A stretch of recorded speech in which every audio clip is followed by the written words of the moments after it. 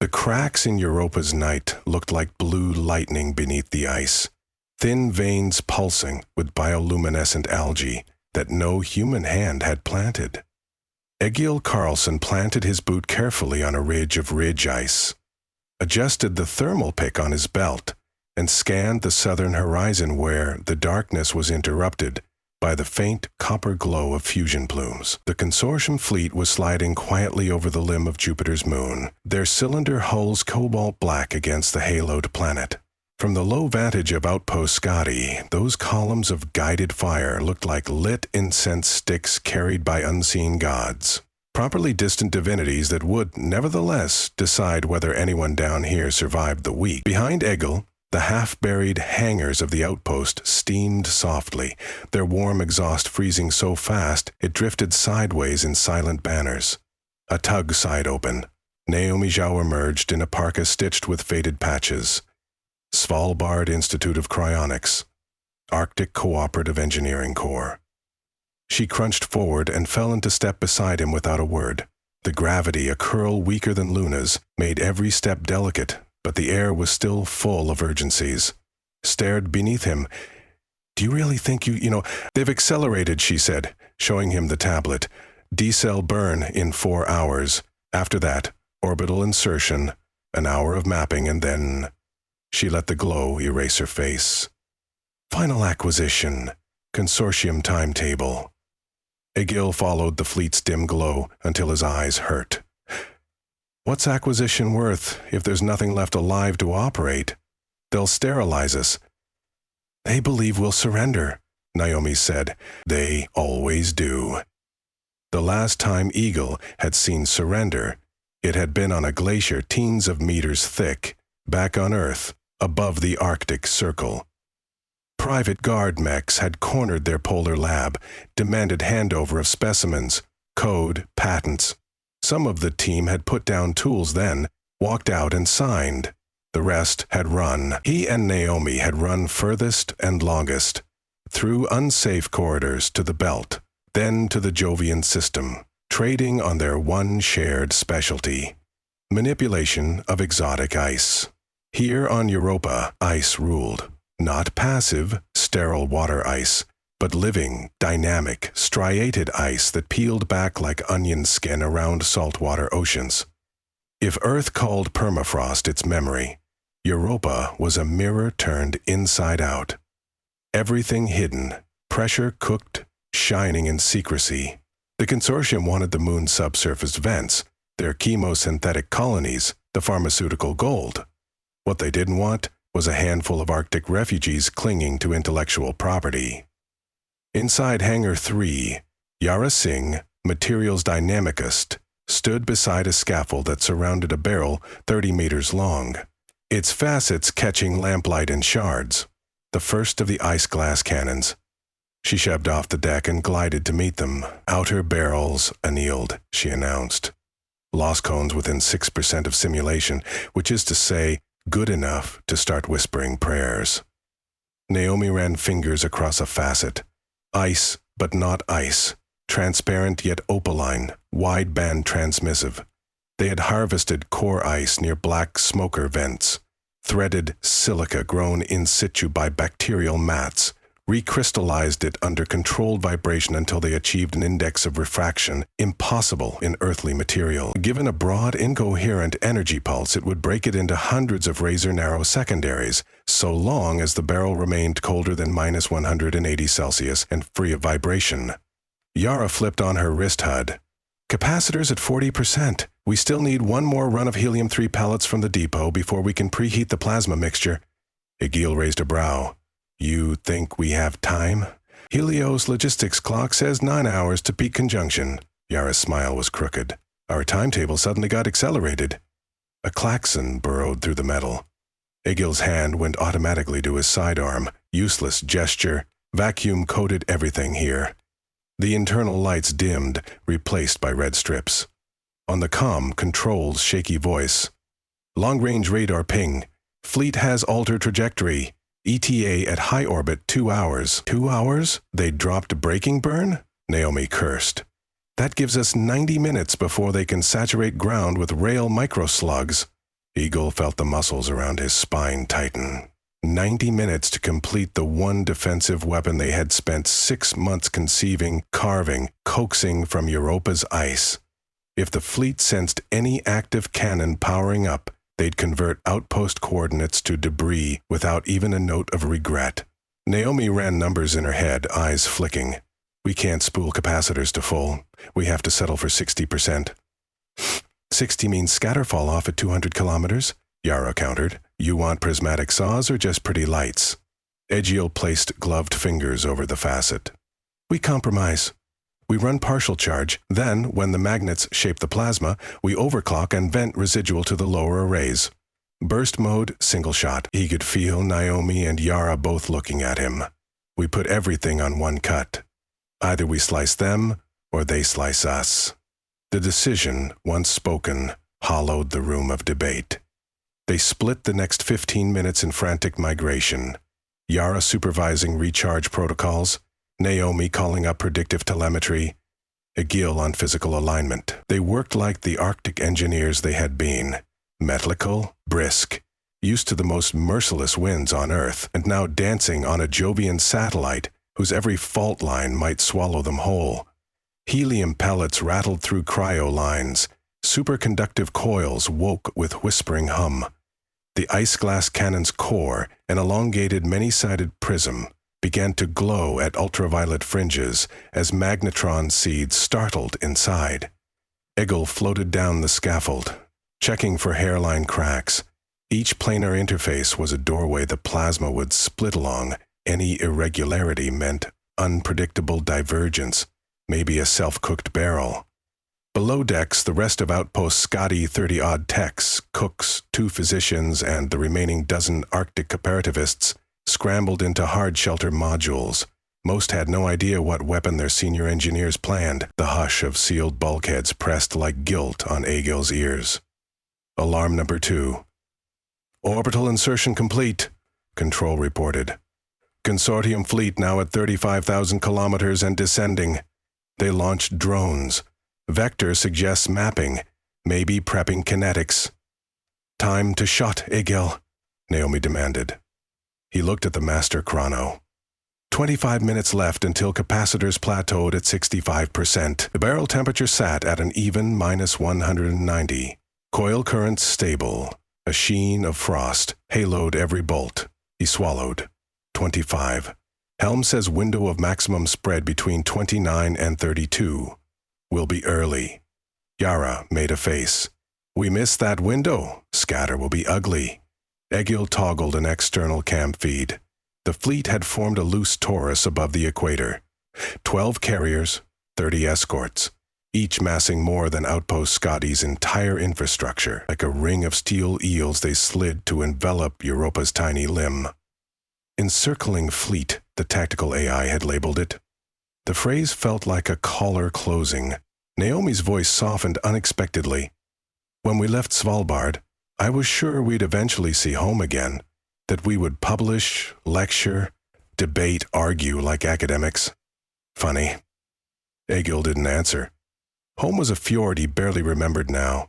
Its ice calving with thunder. The exiles had swapped one white silence for another, only the scale changed. Capacitors at 62, Yara called. External sensors show electromagnetic bursts, range finding on us. They're painting targets, Naomi said. Any second they'll see the coil signature. Egiel opened the intercom to the outpost. All personnel brace for high-energy discharge. Non-shielded equipment will experience temporary blackouts. 10 minutes. Someone Yiznes, the cook responded, voice trembling. Just tell us you know what you're doing. Egiel closed the channel rather than lie. He beamed to Yara. Spool vent lines. Start field shaping. Yara's hands fluttered over virtual iris valves. The cannon's heart brightened into visible violet. Plasma composite hydrogen. Deuterium. Trickles of helium-3 boiled in the cusp of the magnetic bottle, begging for release. Plasma at 3% density, she read. Beginning modulation sweep. Every sweeping modulation index matched the irregular facets of the ice glass. Where steel or diamond might have disintegrated at these energy levels, the ice glass thrived. Its internal lattice was tuned to scatter phonons outward, turning heat into fractal light that diffused harmlessly. At threshold, however, the weapon would vent violently forward, and there the purposely disordered refraction would explode a single beam into hundreds. Naomi projected a firing solution onto the curved wall. The fleet appeared as dots inside concentric rings. She selected arcs, rotating predictive cones from the cannon's muzzle. I can clip 75% of escorts if our divergence matches specs. 75? Yara grunted. Let's try 100. I hate tidy fractions. Alarms rippled again. The fleet, perhaps sensing the unusual energy bloom, cross-linked their hulls in a shimmering chain. Thousands of decoy flares bloomed, each a false heat source. Smart. The prismatic scatter might bite decoys first, leaving capital ships untouched. Egiel exhaled. We adjust. Aim not at hulls, but at the tether lines. Cut their web, force them apart. No command net, less coordination. Yara smirked. Prismatics all across the links. Works for me. In the transparent barrel, the plasma surged, a miniature sun locked inside spiderweb curvatures. Egiel's visor tinted itself. Over external speakers melding like aurora wind came the low, singing hum of rising electromagnetism, Europa's lullaby turned weapon. Capacitors at 65, Yara announced. That's our stop. Naomi tapped comms. Outpost, stand by for discharge in 30 seconds. She looked at Egiel. Ready? If he answered honestly, no. The Arctic had taught him caution, patience. Here, neither survived. He placed both gloves on the cannon's skin. Crystals of frost sparked under his fingertips. Fire! Yara hit the stud. A soundless concussion ran through the hangar, lifting the fine hairs on Egiel's neck. The plasma bottle breached its engineered gap. Energy flooded the core, raced through the prism. Ultra-white radiance slammed against the facets, fracturing into spears that outpaced all visible color. The muzzle shuddered, spat a shard of superheated atmosphere that froze instantly outside. From above, an automated sensor feed filled the hollow wall. The prismatic beam erupted from Europa's crust, like a flower made of laser filaments. Hundreds of strands radiating, rotating slightly, each tinted by microvariants in crystal doping. They looked absurdly delicate, gossamer lines etched across Jovian night. Then they touched metal. The first escort, massed 3,000 tons, wore ablative armor rated against X-ray lances. It survived 1/10 of a second. Prismatic convergences carved it into blooming petals. The ship degassed atmosphere and molten slag simultaneously, blossoming in a halo that dissolved as venting water flash froze into ice mist. Second, third, fourth escorts vanished like toy models under a bandsaw. The dispersed beams, though individually weaker than a capital-grade laser, sliced broad swaths, so no single point overheated the ice glass. They simply intersected ships with geometry, a lattice of heat and precision. Saws, Egiel thought. Prismatic saws. Spiraling outward, the chain web connecting carrier hulls parted in over 100 places, cables popping like violin strings. Capital ships drifted free of one another, their comm arrays bled sparks, their magnetic shields overloaded from simultaneous multi-sect hits. Across the fleet, fail-safes misread the chaos as internal sabotage. Firewalls collapsed. Naomi whooped, unable to contain it. Telemetry. 9 escorts neutralized, 2 carriers dark, 6 more experiencing cascade failures. But the beam weakened visibly, light thinning as capacitors bled out and the cannon's barrel absorbed stray heat. Errol watched arcs of pale blue fracture away. We're dropping divergence integrity, maybe 40 more seconds before misaligned. Fleet, returning fire! Control barked. Incoming kinetics. Yara opened a secondary vent loop, purging residual plasma into emergency flare tanks. The barrel dimmed to lavender. We can't spool again. She'll crack. So either we finish them now, or dig in. Naomi's display updated, flicking red. They're launching rail slugs. Tens of thousands, blanket saturation. Egil stared at the map. The slice had crippled them, but not finished. Some escorts broke apart, but others swung to shield carriers. Slugs would slug. The outpost's ice and rock, even a kilometer thick, might hold for minutes at most. He made a choice older than tactical doctrine. Aim at Jupiter. Naomi's head snapped. Excuse me? New beam vector, he said. Aim into Jupiter's magnetosphere. Close angle. Use the plasma residual to seed a flux rope. If we time the discharge with the kinetics passing local field lines, he tapped calculations in midair, we turn the planet's magnetism into a giant induction coil. Their slugs will ionize, arc, miss sector, even fry their own hulls if we're lucky. Naomi processed. It's mad. Yep, Yara agreed. Let's do it. They redirected the barrel by micro-thrusters, the cannon itself weight enough to shift a town and realign facet orientation.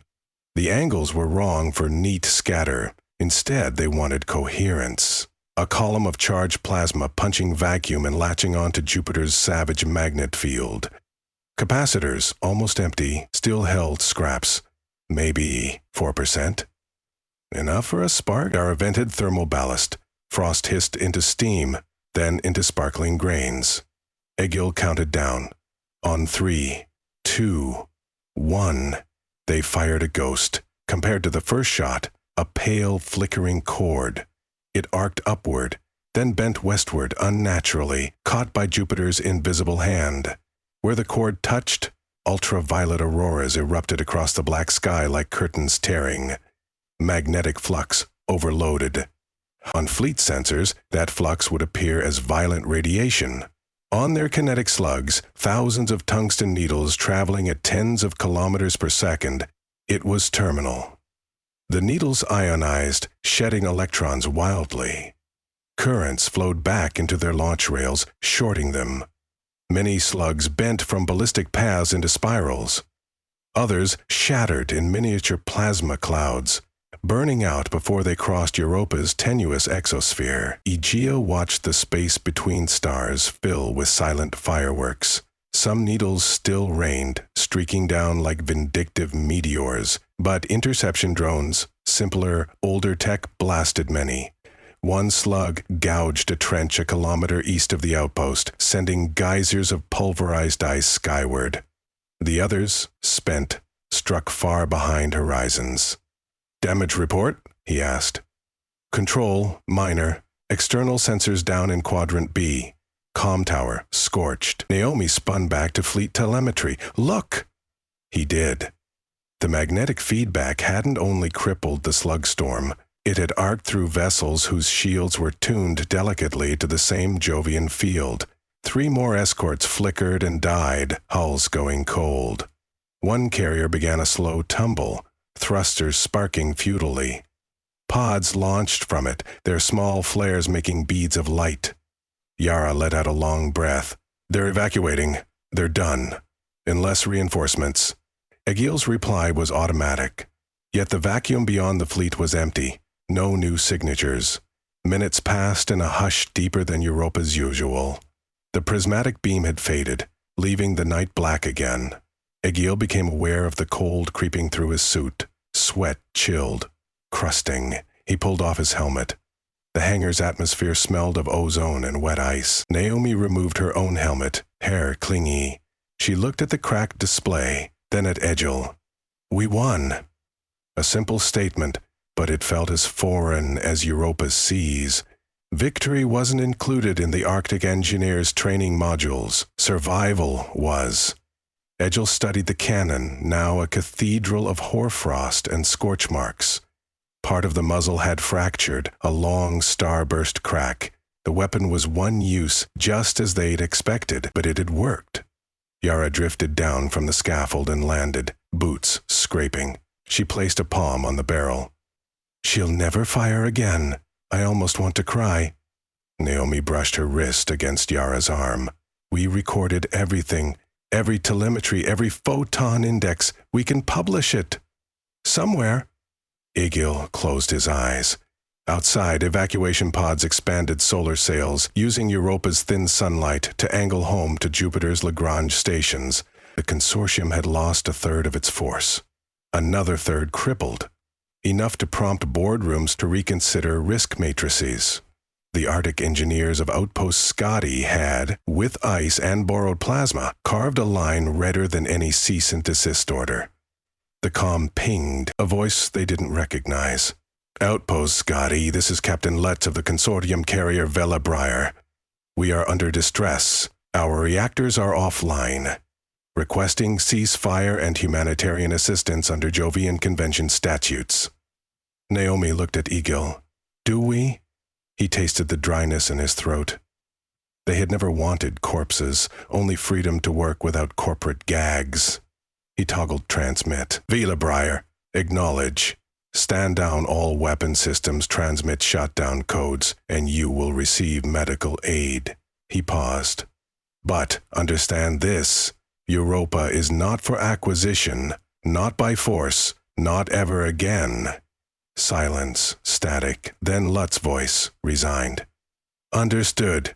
Yara folded to the deck, back against the fractured barrel, and laughed softly, exhaustion plain.